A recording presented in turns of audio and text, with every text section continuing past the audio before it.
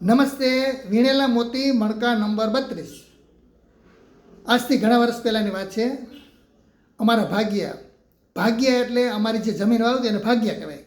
એનું નામ ગોરધનભાઈ અને એની બાનું નામ માજીનું નામ મગુમા હતું. આ ચોટીલાના વતની હતા અને ચોટીલાની અંદર મૂળ રહેતા. પછી અમારે ત્યાં ભાગ્યો આવ્યા.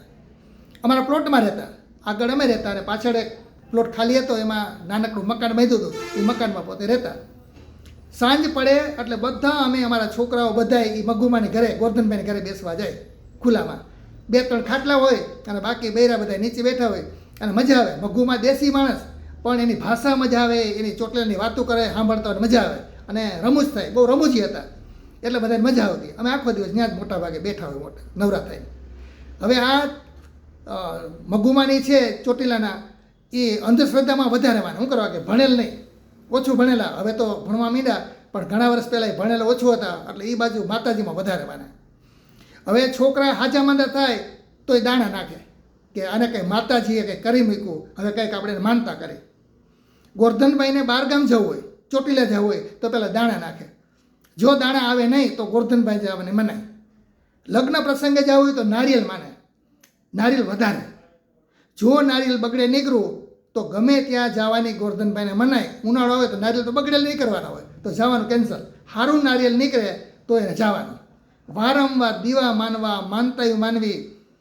દવાખાને જવાનું ઓછું. છોકરા હાજા માંદા થાય ને દીકરી બધી હતી તો અમે એને સમજાવતા કે મગુમા દવાખાને જવાનું માનતા રાખો, ભગવાનને માનવાનું, બધું માનવાનું. દાણે જુઓ તમે ત્યાં છો, દીવા કરો, પણ પહેલાં દવાખાને જાઓ પછી બધું કરો. એટલે ધીમે ધીમે ફોલાઈને મગુમાને સમજાવી અને અમે દવાખાને જતા તો કર્યા. પણ હજી મનમાં અંધશ્રદ્ધા જાતી નથી. એને મનમાં અંધશ્રદ્ધા ઘર કરી ગઈ છે, કારણ કે પહેલેથી જ અંધશ્રદ્ધા માનતા હતા. હવે માજીને 15-20 વર્ષ થયા છાશ પીતા નહીં. અમને ખબર તો હમણાં પડી કે આ તો છાશ નથી પીતા, કંઈક કારણ હશે, નહીં ભાવતી. તો અમને ગોરધનભાઈ વાત કરી. પછી ગોરધનભાઈ કીધું કે ભાઈ એને 15-20 વર્ષ પહેલાં એને માનતા કરી છે ને કે આખી નાતને ભેગા કરવાના, માતાજીનો માંડવો કરવાનો અને પછી મારે છાશ પીવાની. નબળી પરિસ્થિતિ, ગરીબ માણસ ભાગ્ય રાખે બિચારા. હવે ગોરધનભાઈ ઉપર આખું ઘર હાલે. હવે એ માતાજીનો માંડવો કરે અને એનું કેદી પૂરું થાય, કેટલા પૈસા જોઈએ, એનું કામ નથી. અને ડોહી વાગે ગોયરી ભલે ને મરી જાઓ પણ છાશ મારે પીવી નથી, મારી માનતા પૂરી થાય તો જ. ઉનાળો તો આપણે છાશ પીવાનું મન થાય પણ માજી છાશ ન પીએ, ઈચ્છા થાય પણ માનતા પૂરી ન થાય. હવે કરવું શું? પછી મેન મારો ભાઈ સુરેશભાઈ છે અને મનસુખભાઈ, અમે 3 જણે રસ્તો કાઢ્યો ગોરધનભાઈ ભેગા બેસી કે આપણે ગોરધનભાઈ હાલો એક કામ કરી. તો કે હું આપણે નક્કી કરી કે નારિયેલ વધારવાનું.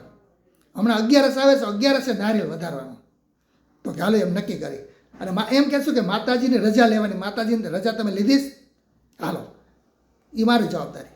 સાંજે બેઠા હતા, અમે ગયા, બેઠા હતા કે મગુમા તમે છાશ કેમ નથી પીતા? તો કે બસ નથી પીતી. પછી કીધું મગુમા અમને ખબર છે છાશ કેમ નથી પીતા હો.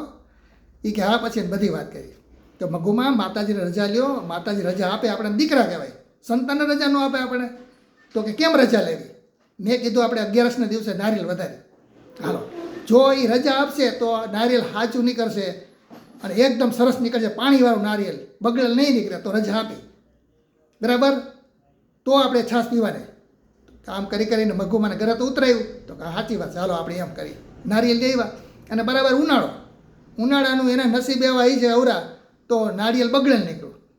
અને કીધું જો મગુમા રજા આપી નથી. તો મગુમા કે જો હું નહોત કહેતી રજા નહીં આપે, એટલે હું તમને છાશની ના પાડતી હતી, રજા ન આપે.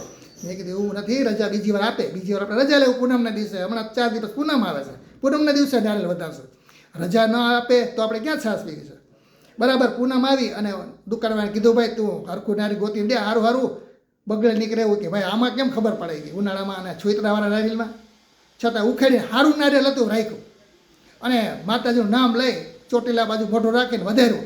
અને નસીબ એને હારા, અમારે હારા, નારિયેલ સારું નીકળ્યું, પાણીવાળું, ફૂલ પાણીવાળું. જોઈ લો મગુમાં રાજી થઈ ગયા, ઠેકડા મારવા માંડ્યા. એ મગુમાં રજા આપી, માતાજી રજા આપી, તમે છાશ પીઓ.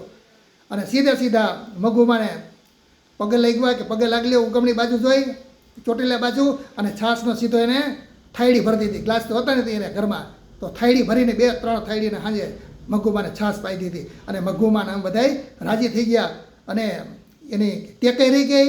શ્રદ્ધા થઈ ગઈ, અંધશ્રદ્ધા દૂર થઈ ગઈ. એ કાર્ય બે કામ થઈ ગયું. એટલે ઘણીવાર શ્રદ્ધા અને અંધશ્રદ્ધાની પાછળ નાનકડો પડદો હોય, જો એને તોડવો હોય તો સહેલો છે અને ઘણીવાર અઘરો બની જાય.